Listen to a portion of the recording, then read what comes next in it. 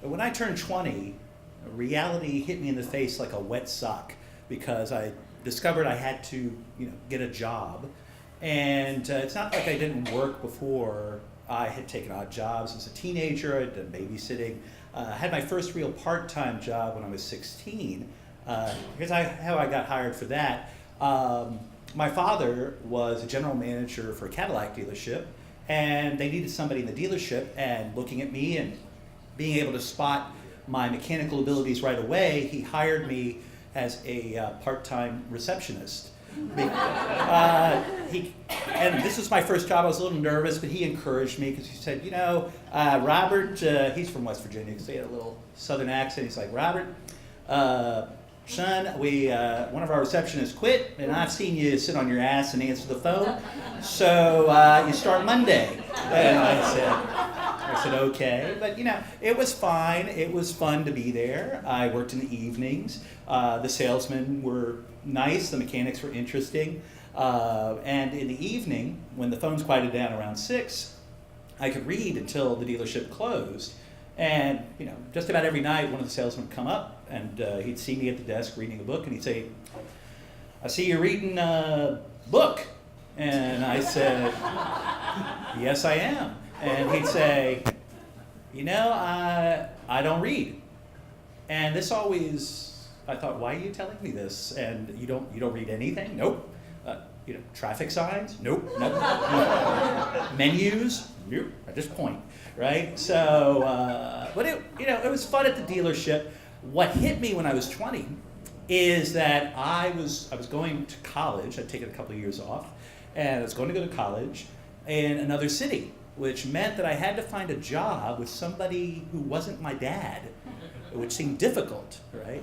But in a way I was happy because I was going off to college. I liked working at the dealership. I would miss them, but the conversations were kind of the same thing. The salesmen, all they liked to do was gossip or talk about cars or talk about women, and when they see a pretty, actually a woman come by, they would kind of whistle brick house, they would, right? Or when a man come by, they would whistle he's so fine, because we were progressive. So, so it's going to move on. So I left a couple of weeks early to go to Tampa, Florida, and set myself up, move in, and look for a job. So I was interviewing with everybody, and when it came close to the semester starting, I got a job in the mall, which I thought, when I was a teenager, that would have been ideal because, I would be hanging out where I always hung out anyway, and I'd be getting paid for it. So this seemed great, but I didn't have one of those glamorous jobs where I was like selling clothes or music or shoes or pretzels. I was working at an ice cream stand called Dippin' Dots. I was hired for them. Dippin' Dots. Which Dippin' Dots are these little round flavored things that they're not quite ice cream, they're not quite ice chips. Their slogan is, we're the ice cream of the future. And they have me try it. If you've ever tasted, the future is pretty bleak. They made me try it so I could say, hey, I've tried it, right? The chocolate was good, the vanilla was okay, the orange was yuck. Take that however you want, and the ice cream of the future. So I'm there at the stand, and I thought that was great. And as it happened, I got a notice in the mail that I was also offered a teaching assistantship at the college for assisting an art history professor in modern art, and that was great. As it happened, the campus was right across the street from the mall, so I thought, well, money's tight. I'll just do both. They're both part-time. So that would be great.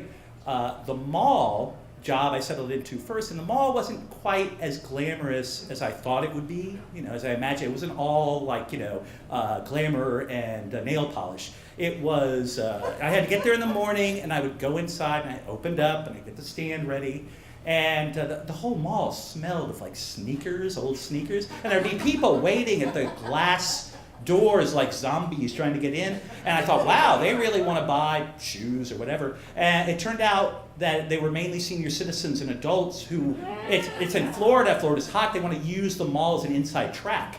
And my stand was like right in the middle, not in the food court, but right there in the middle, so I could watch them on the shopping lane. I would watch them go around like a cat watching string. And so, yeah, it was interesting. And then I had my teaching assistantship, so I could go right from my job at Dippin' Dots over to the school, and I prepped for the classes. The problem was that my academic life, my academic job, and my job at the mall were kind of mixing up. So we would have a class where we would talk about Seurat, right? George Seurat, the painter. And then I would go over and I'd learn all this stuff, and I'd go to the mall, and the customers would come up, and I would say, George Seurat, do you know, he used a technique called pointillism, in which you use individual dots of paint to build up the form, very close to our individual little tasty dots that we do. If you put these things together, you could build up a form of ice cream. And I think maybe there was some crossover. Maybe Seurat influenced Dippin' Dots, or Dippin' Dots was influenced by Seurat. And I'd say this all to somebody who basically wanted vanilla and to go, right? And so that, or one day I just unplugged the machine because we were studying Dali, and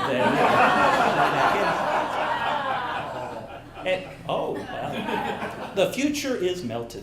So and that was that job. And then I'd go over to the school, and I would do my job over there. And the academic job, I was dreaming of all these great conversations, talking about aesthetics and form. But mainly what I did as an assistant is I would sort slides, and I would get coffee. And I thought, fine. I thought of myself as kind of I was working class because I was day-to-day in the ice cream field, management, dealing with the public. I wasn't some academic like they were.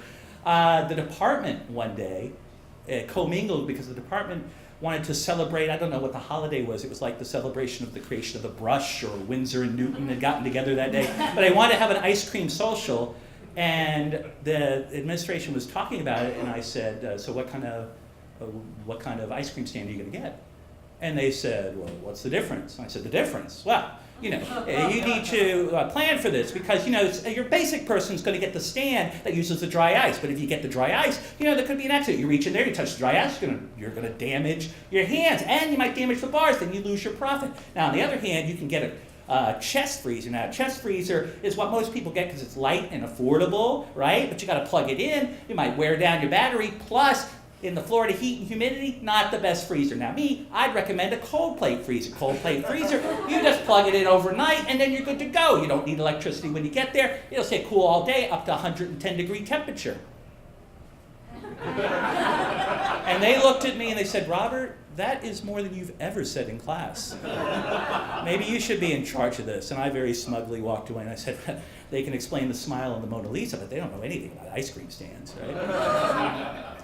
And like I said, I'm sorting slides, I'm getting coffee. I thought I would hear about academics. Some of my favorite art historians were there. I remember one day I'm sitting in the teacher's lounge, I'm arranging the slides, and a professor from Yale who specializes in Renaissance art and wrote about Alberti, and a professor from Princeton who wrote about modern art, who I was assisting, they were talking, and they was like, hey, did you see the exhibition by the new sculpture teacher? And the other one says, yeah, that portfolio is really nice. That's right. And she is built like a shit brick house. And the guy said, don't you mean a brick shit house? And he said, well, we need to look at the word. Well, what's the difference? And he said, well, one is a storage unit for corpolytes, and the other one is a corpolyte storage unit. So this is the difference in that, I thought, wow, I'm really enlightened. I now know a fancy word for shit. So that was perfect. But one day, as it happened, I had to choose between my mall career or my education career. I was assigned to monitor the final exam for the art history class. But my relief, the person who came after me did not show up at Dippin' Dots, so I was stuck there. And I called the management and said, I have to go. And they said, if you leave your post, then you will have no future with us. And I thought, no future with the ice cream of the future? That sounds terrible. But I said goodbye to them all, and goodbye to them, and I have never had a job outside of education since. And looking back, I think to myself that had I stuck with Dippin' Dots, I would probably be making the same amount of money I make as a professor now. So there's a lesson in there somewhere. Thank you very much.